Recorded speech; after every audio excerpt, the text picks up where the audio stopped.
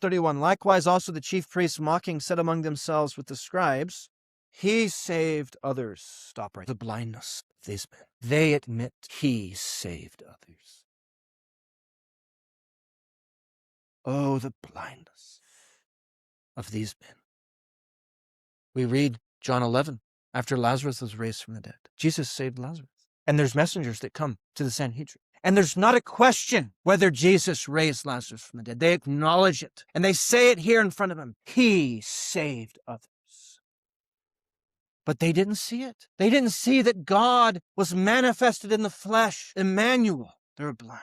You ought to think about spiritual blindness. You say, I don't want to be spiritually blind. That's good. You should say, God, show me the truth of my eyes, that I might behold wonderful things from thy laws. This starts with hardness. So you hear from a friend, or you hear from a preacher, or you hear it in the reading of your own Bible, and God is tapping on you. Don't do that. Believe this. And what do? What could you do?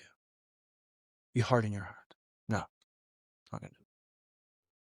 Your conscience still works, but it's hardening. You ought to be aware. You ought to fear the times that you've been rebuked, you've been corrected, and you haven't repented. You really should. God is gracious. He's merciful. He's long-suffering. But with some people, he gives them over.